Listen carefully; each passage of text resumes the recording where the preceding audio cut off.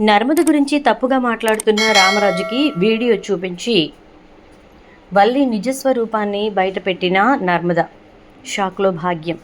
దంతా ఎలా జరిగింది? అసలు నర్మద గురించి రామరాజు ఎందుకు తప్పుగా మాట్లాడాడు? మరి అలా మాట్లాడుతున్నప్పుడు నర్మద ఏం వీడియో చూపించింది? రామరాజు నిజమేం తెలుసుకున్నాడు వల్లి గురించి?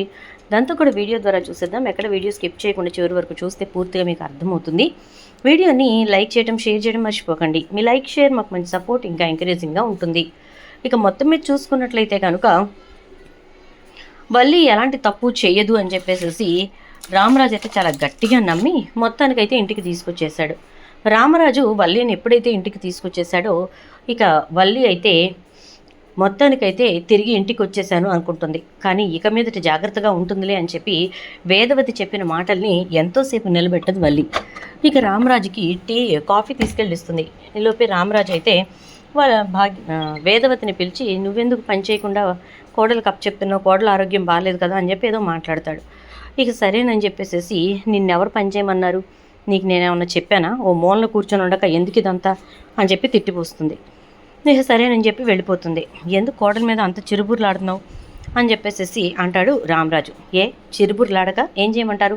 తన ఆరోగ్యం గురించి తనకు తెలీదా? ఓ పక్కన కూర్చొని ఉండాలని తెలీదా? ఎందుకు పని చేయడం, ఇంటందరినీ తిట్టించడం అని చెప్పని అంటుంది. అంటే నేను తిడుతున్నానని అరుస్తున్నావా నువ్వు, లేకపోతే ఏంటి అంటే, ఒక్కసారి చెప్పినప్పుడు వినాలండి, వినకుండా పదే పదే అదే పని చేస్తూ ఉంటే ఏమనాలి నేను అని చెప్పని అంటుంది. ఎందుకు బుజ్జమ్మ అంత కోపడుతున్నావు అంటే, లేకపోతే 24 గంటలు వల్లి గురించి మమ్మల్ని తిట్టడమే పని అయిపోయింది మీకు అని చెప్పని అంటుంది.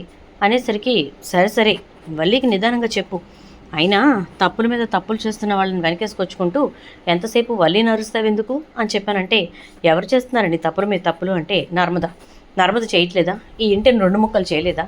ఇంకో పక్క నుంచి వల్లి ప్రెగ్నెన్సీ పోగొట్టలేదా? చెప్పు.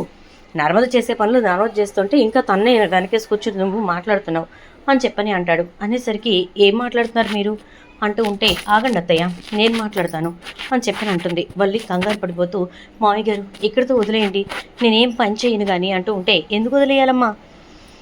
ఇందాక నుంచి మీ మామయ్య మాట్లాడుతున్నప్పుడు నువ్వు నోరు విప్పి మాట్లాడితే అసలు ఈ గొడవలు ఉండవు కదా, నేనే కావాలని తీసుకొచ్చాను మామయ్య గారు అని చెప్పి చెప్పాలి కదా. అలా చెప్పడం మానేసి సైలెంట్గా నుంచుని చూస్తున్నావు. మా ఆయన నన్ను తిడుతూ ఉంటే నువ్వు చూస్తూ కూర్చోవాలని చెప్పి సంతోషంగా చూస్తున్నావా అని చెప్పని అనేసరికి ఇక సరేనని చెప్పేసి, అది కాదులేండి అత్తయ్య గారు వదిలేయండి అని నర్మద, వదిలే చెల్లి అంటూ ఉంటుంది. వదలను, ఎట్టి పరిస్థితుల్లో వదలను. తప్పులు చేసేవాళ్ళు చేస్తూ ఉంటే ఏ తప్పు చేయకుండా నేను మాత్రం 24 గంటలు మాటలు పడుతూ కూర్చోవాలా అని అంటూ ఉంటే, అమూల్య కేసు హియరింగ్ ఉంది, అయిన తర్వాత ఒక్కొక్కరి సంగతి చెప్తాను అని అంటుంది. ఇక అమూల్య కేసు హియరింగ్కి అందరూ కలిసి కోర్టుకు వెళ్తారు. కోర్టులో అయితే వాయిదా వేస్తారు. అమూల్య చెప్పాల్సిందంతా చెప్తుంది. అంతా విన్న తర్వాత జడ్జి గారు వాయిదా డేట్ ప్రకటించి ఆ రోజున తీర్పు ఉంటుందని చెప్తారు. దాంతో ఇక అందరూ కూడా అమూల్య కేసులో విశ్వాకి గట్టిగానే శిక్ష పడుతుంది అని చెప్పని అనుకుంటూ ఉంటారు. ఇక ఇంటికి వచ్చాక రామరాజు మళ్ళీ అడుగుతాడు, ఏంటమ్మా నర్మద, అందరూ తప్పులు చేస్తున్నారని చెప్పని అంటున్నావు, ఎవరు చేస్తున్నారు? నువ్వు చేసిన తప్పులకి తిరిగి ఎవరిని బ్లేమ్ చేస్తున్నావు అని అంటే, చాలా బాగా మాట్లాడుతున్నారు మావయ్య గారు, మీకు తెలియదు కాబట్టి మాట్లాడతారు అంటూ ఉంటే, సాగర్ వచ్చి, ఏంటి మా నాన్నకి ఎదురు చెప్తున్నావు అనగానే, నువ్వు నీ నోటికి వచ్చినట్టు మాట్లాడొచ్చు, నేను మాట్లాడితే వచ్చిందంటే, నేను మాట్లాడుతుంది నా తండ్రితో, కానీ నువ్వు నా తండ్రితో మాట్లాడేటప్పుడు నిదానంగా మాట్లాడాలి, గొడవ పెట్టుకోకుండా మాట్లాడాలి, తెలీదా మాత్రం అని చెప్పని అంటాడు. అనేసరికి అవునవును నిజమే ఎందుకు కాదు అని చెప్పేసి అంటుంది. అన్న తర్వాత రామరాజు, చెప్పమ్మా ఎందుకన్నావు నువ్వు అంటే, చూడండి ఈ వీడియో చూసి అప్పుడు మాట్లాడండి అని చెప్పని అనేసరికి ఆ వీడియో ఓపెన్ చేసేసరికి అందులో వల్లి, భాగ్యం వీళ్ళంతా కూడా మేము ఈ తప్పులు చేసాము, మేము ఇలా చేసాము అని చెప్పి మొదటి నుంచి ఏది సంబంధం దగ్గర నుంచి కూడా ఏ తప్పులు అయితే చేశారో ఆ తప్పులన్నింటి గురించి ఒప్పుకోవడంతో పాటు ఇకపై ఇలాంటి తప్పులు అయితే చెయ్యము, జాగ్రత్తగా ఉంటాము అని చెప్పి వీడియోలో చెప్తారనమాట. అదంతా చూపించేసరికి ఒక్కసారిగా రామరాజు షాక్ అవుతాడు. సరే అయిపోయింది ఇక చేయమన్నారు కదా, ఇప్పుడు కడుపు పోగొట్టుకుని కూర్చుంది కదా అంటే, అది చెప్తాను, ఆ కథ కూడా చెప్తాను, ఎందుకు చెప్పను అని చెప్పి, ఏమ్మా వల్లి ఓపెన్ చేస్తావా నీ మౌత్ని, చెప్తావా నిజాన్ని అని అంటుంది. ఏంటి సెల్లాయి ఏం చెప్పాలి నేను అంటుంది. అనేసరికి నీకు కడుపు వచ్చిందా అక్కాయ్ అని చెప్పని అంటే, అది పోయింది కదా సెల్లాయ్ అంటే, అవునా ఎవరి వల్ల అని అనేసరికి, అదే ఆ రోజు యాక్సిడెంట్ వల్ల అంటూ ఉంటుంది. అవునా? కడుపు వచ్చిందా అయితే బావగారు? వల్లి అక్క ప్రెగ్నెంటా అని అంటే, ఎందుకమ్మా నర్మదా తెలిసిన విషయాన్ని మళ్ళీ మళ్ళీ అడుగుతావు అంటే, అవును ప్రెగ్నెంటే కదా, తన ప్రెగ్నెన్సీ నువ్వే కదా పోగొట్టావు అంటాడు రామరాజు. అవును మావయ్య గారు, నిజమే, ప్రెగ్నెన్సీని నేనే పోగొట్టాను. మరి నేను కాక ఇంకెవరు పోగొడతారు? ఈ ఇంట్లో నేను తప్ప ఎవ్వరూ తప్పులు చేయరాయి అని చెప్పని అంటూ ఉంటే, ఇక అప్పుడు నర్మద మాటలతో ఏదో ద్వంద్వార్థం ఉంది అని చెప్పేసి అర్థం చేసుకున్నటువంటి రామరాజు అయితే, ఏంటమ్మా ఏం జరిగింది అంటే, అసలు నా వల్లి యొక్క ప్రెగ్నెంటే కాదు మావయ్య గారు, ఈ ఇంట్లోకి మళ్ళీ తిరిగి వల్లి అక్కని పంపటం కోసం వాళ్ళమ్మ ఆడిన నాటకం. కనీసం ఒక నిజం తెలిసినప్పుడైనా బయట పెట్టాలి కదా, దాన్ని కంటిన్యూ చేసింది. కంటిన్యూ చేయడంతో పాటు ఇంటందరినీ వెర్రివాళ్ళని చేసి పిచ్చివాళ్ళని చేసి మీతో తిట్లు తినిపించింది, మాతో చాకరీ చేయించుకుంది అని చెప్పని అంటే, ఏం మాట్లాడుతున్నావమ్మా అంటాడు. అవును మావయ్య గారు, నేను చెప్తోంది పచ్చి నిజం. కావాలంటే అత్తయ్య గారిని అడగండి, అదిగో ప్రేమ ధీరజని అడగండి, అంతెందుకు బావగారినే అడగండి అని అనేసరికి, ఏరా చందు అంటాడు. అవును నాన్న, వల్లి అబద్ధం చెప్పింది, వల్లి ప్రెగ్నెంట్ కాదు, వాళ్ళమ్మ కావాలని చెప్పే వల్లి ప్రెగ్నెంట్ అని చెప్పి మనకు చెప్పింది అని అనేసరికి ఇక అప్పుడు ఒక్కసారిగా షాక్ అయిపోతాడు రామరాజు. అంటే ఇప్పటి వరకు వల్లి గర్భిణి అని, గర్భం పోయిందని ఇవన్నీ మాట్లాడుకునేవి అబద్ధాలేనా అని చెప్పని అంటే, అబద్ధాలే, నిజంగానే అబద్ధాలు అని చెప్పని అనగానే ఇక ఒక్కసారిగా రామరాజు షాక్ అయిపోతాడు. మరి ప్రెగ్నెన్సీ పోయిందని డాక్టరే చెప్పింది కదా అంటే, ఆ డాక్టర్ని కూడా తీసుకొచ్చాను మావయ్య గారు, నిజం బయట పెట్టాలన్నప్పుడు మొత్తం బయట పెట్టాలి కదా అంటూ, ఏమమ్మా స్వీపర్ డాక్టర్ వస్తావా అంటే, మేడం వస్తున్నాను అని చెప్పి గబగబా వస్తుంది. వచ్చేసరికి ఈఎంఐ కదా ఆ రోజు హాస్పిటల్లో వల్లికి కడుపు పోయిందని చెప్పింది. ఇక ఆ డాక్టర్తో కూడా నిజం చెప్పిస్తుంది. నేను ఆ హాస్పిటల్లో స్వీపర్ని సార్, ఏదో వచ్చి కాస్త వేషం వేసి చెప్పమంటే చెప్పాను అంతే అని చెప్పని అనేసరికి, అంటే వల్లి ప్రెగ్నెంట్ కాదా అంటే, కాదు సార్ అనగానే, ఇదంతా ఎందుకు మావయ్య గారు, మీకు అసలు మనిషిని తీసుకొచ్చి చూపిస్తాను ఉండండి అని చెప్పేసేసి ఇక వల్లి వాళ్ళ చుట్టాల అమ్మాయి ఉంది కదా కుమారి, తన్ని తీసుకొస్తుంది. తీసుకొచ్చేసరికి ఇక తనైతే తప్పని పరిస్థితుల్లో నర్మద చెంప మీద కొట్టి వాయించుద్దేమోననే భయంతో మొత్తం నిజాలు బయట పెట్టేస్తుంది.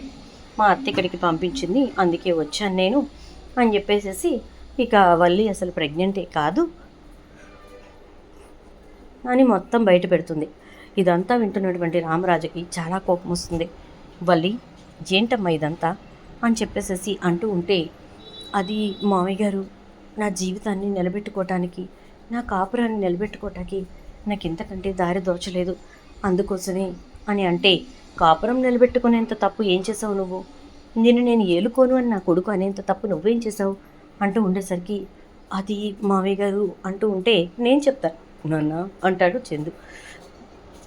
ఏంటి అంటే, ఏముంది నాన్న, సింపుల్, ఎంఏ ఇంగ్లీష్ కదా మేడం, ఆ సర్టిఫికెట్లో పట్టుకుని మన స్కూల్కి, అదే మీరు చెప్పిన స్కూల్కి వెళ్ళింది. తీరా అక్కడికి వెళ్ళిన తర్వాత ప్రిన్సిపల్ గారు దండం పెట్టారు, ఎందుకంటే అవన్నీ ఫేక్ సర్టిఫికెట్లే, అసలు ఈవిడ గారు ఎంఏ కాదు కదా, ఇంగ్లీష్ ముక్క కూడా రాని మనిషి అని చెప్పని అంటాడు. ఏంటమ్మా వాళ్ళు ఇది అని చెప్పని అంటే, అది మా అమ్మ వాళ్ళు చేసిన పని, నేను చేసిన పని కాదు మావయ్య గారు అని చెప్పని అంటుంది. మరి సంబంధం మాట్లాడినప్పుడు చెప్పినవి అనగానే, అవన్నీ అబద్ధాలే మావయ్య గారు, ఒక్కటి నిజం లేదు. మనకు చూపించిన బంగ్లా అబద్ధం, మనకు చూపించిన వ్యాపారాల అబద్ధం, మనకి చూపించిన వెండి బంగారాలు అబద్ధం, ప్రతిదీ అబద్ధమే. వాళ్ళు దివాళా తీసామని చెప్పి మన దగ్గరికి వచ్చి బొడిబుడి ఏడుపులు ఏడ్చి తీసుకెళ్ళిన లక్షలన్నీ పిచ్చోళమై మనం నష్టపోయాం అని చెప్పని అంటుంది.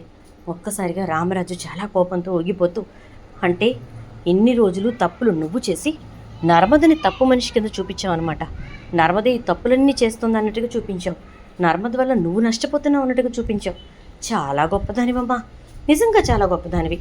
చదువుకొని ఒక గవర్నమెంట్ ఉద్యోగం సంపాదించుకున్న ఆ పిల్లను చివరాఖరికి నా దృష్టిలో ఒక పిచ్చిదాన్ని చేశావు. నిజంగా నర్మదని నేను ఒక పిచ్చిదానిలానే చూస్తాను, ఎందుకంటే ఆ పిల్ల ప్రతిదీ తప్పులే చేస్తుంది, ఏం చదువుకున్నమ్మా అని చెప్పేసి అనుకుంటూ ఉంటాను. అది నువ్విచ్చినటువంటి ఆ బిల్డప్ వల్ల. నిజంగా చెప్పాలంటే నర్మద గురించి నువ్వు చెప్పిన ప్రతి అబద్ధాన్ని నిజమని నమ్మిన నేనెంత వేరేవాడినో నాకు అర్థమవుతుంది అని అంటూ రామరాజు అయితే కుప్పకూలిపోతాడు కుర్చీలోకి. ఇక అప్పుడు గబగబా వేదవతి వచ్చి, అందుకనే నిజం బయట పెట్టొద్దన్నానంటే ఏం చేయమంటావు అత్తయ్య? పద్దాగా మాటలు పడుతూ కూర్చున్నా ఇక్కడ నేను. ఒక పక్క నీ కొడుకుతో పడి, ఒక పక్క ఆయనతో పడి, ఒక పక్క నీతో పడి, అందరితో మాటలు పడ్డానికి వచ్చానండి నేను ఇక్కడికి.